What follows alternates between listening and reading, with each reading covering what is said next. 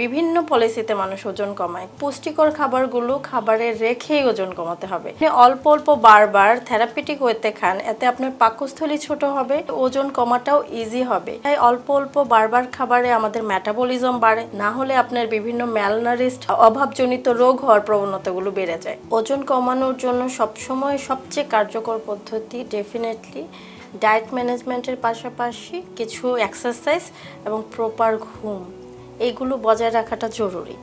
তো কার্যকরী বলতে বোঝায় অল্প অল্প বারবার খাবারে আমাদের মেটাবলিজম বাড়ে। তো মেটাবলিজম বাড়ানোটা আমাদের জন্য জরুরি। দেখা যায় অনেকেই না খেয়ে ওজন কমায়, অথবা অনেকক্ষণ না খেয়ে একটা সময় বেশি খেয়ে ওজন কমায়, কিন্তু তার পাকস্থলী কিন্তু সেই বড়ই থাকে। সো যখনই সে ডায়েটটা ছেড়ে দেয়, সাথে সাথে আস্তে আস্তে তার ওজনটা আবার ব্যাক করে। যদি আপনি অল্প অল্প বারবার থেরাপিউটিক ওয়েতে খান, এতে আপনার পাকস্থলী ছোট হবে, পাশাপাশি ওজন কমাটাও ইজি হবে। কিন্তু এখানে খাবার সিলেকশন অনেক বড় ব্যাপার।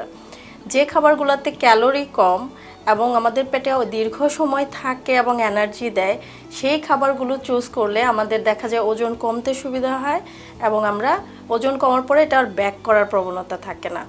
বিভিন্ন পলিসিতে মানুষ ওজন কমায়, কিন্তু পুষ্টিকর খাবারগুলো খাবারে রেখেই ওজন কমাতে হবে, না হলে আপনার বিভিন্ন ম্যালনারিস্ট হওয়ার প্রবণতা বা বিভিন্ন অভাবজনিত রোগ হওয়ার প্রবণতাগুলো বেড়ে যায়।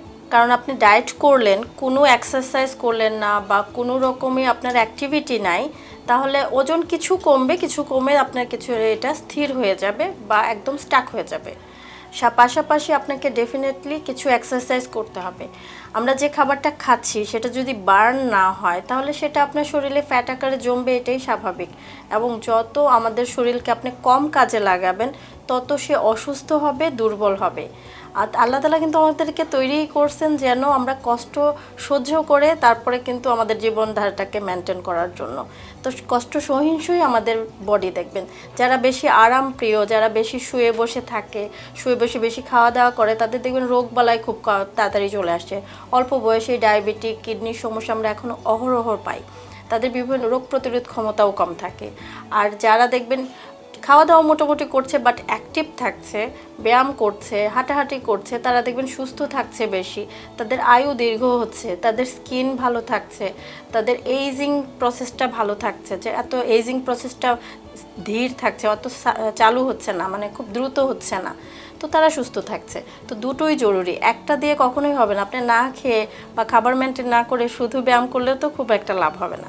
কিন্তু আমি সবার জন্য একটা মেসেজ অল টাইমই দিই, যে আপনি যদি খাবার পছন্দ করেন, তাহলে আপনি খাবার পরিমিত খান, পুষ্টিকর খাবার খান, পাশাপাশি ডেফিনেটলি ব্যায়াম করেন, ওই খাবারটা বার্ন করেন, তাহলে আপনি খাবার খেয়েও সুস্থ থাকতে পারবেন।